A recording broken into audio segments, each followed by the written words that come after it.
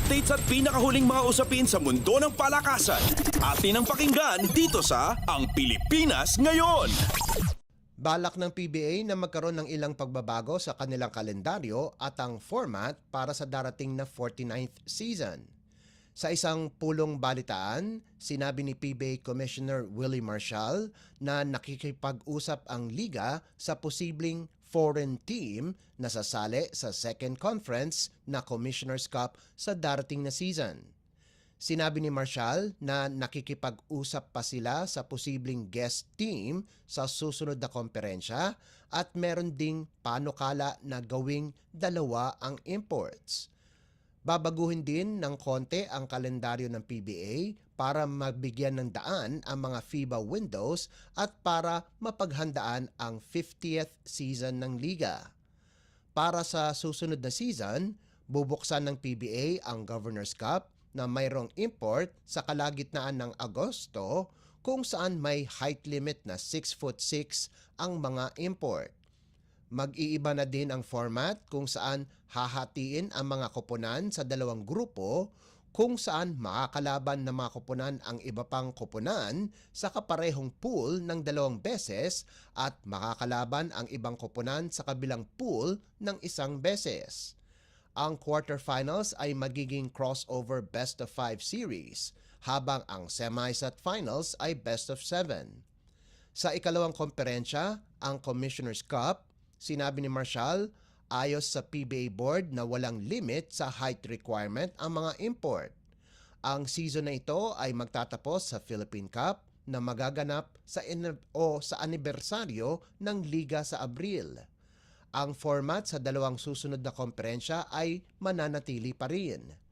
Sinabi din ni Marshall na sasali ang PBA sa East Asia Super League at inaasahan na sasali din sa FIBA Basketball Champions League Asia.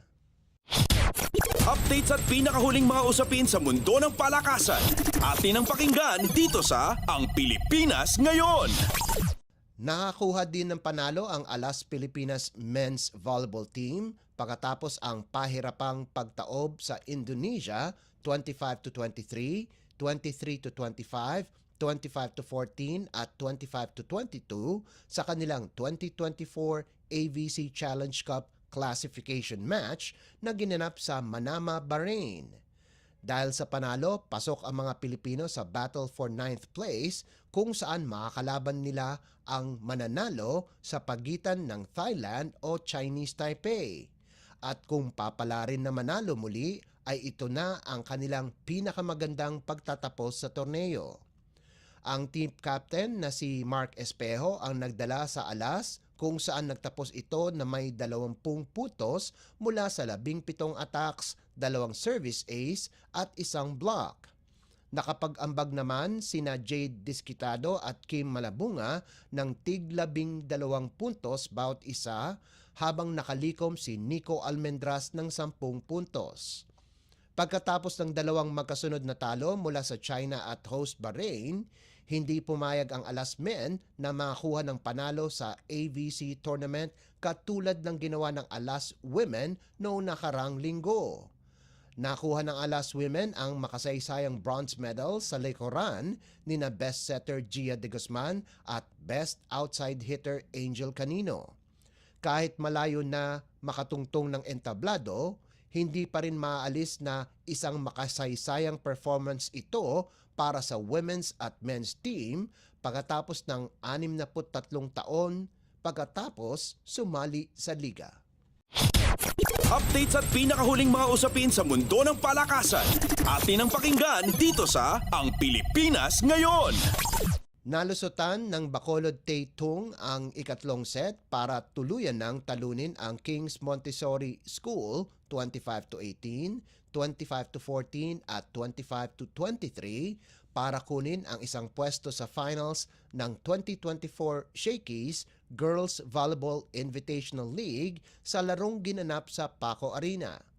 Si Rose Almendralejo ang nagbigay ng lakas sa third set para bumalik ang Thunderbolts magkatapos na nadehado ng 5 puntos at nagbigay pa ng kinakailangan ng mga puntos para makapasok sa winner-take-all finals na nakatakda itong darating na linggo na gaganapin sa Adamson University Gym.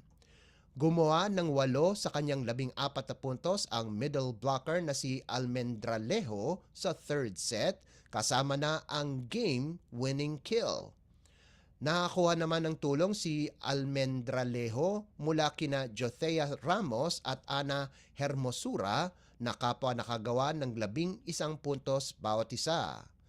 Makakatapat ng Thunderbolts kung sino man ang magwawagi sa pagitan ng UAAP champion Adamson University at National University Nazareth School.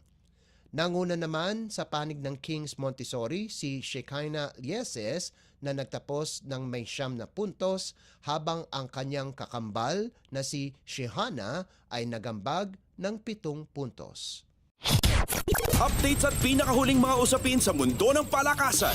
Atin ang pakinggan dito sa Ang Pilipinas Ngayon. At yan ang pinakahuling balita sa larangan ng palakasan. Para sa Radyo Pilipinas World Service, ito po si Leo Magpayo. Magandang araw. Updates at pinakahuling mga usapin sa mundo ng palakasan. Atin ang pakinggan dito sa Ang Pilipinas Ngayon.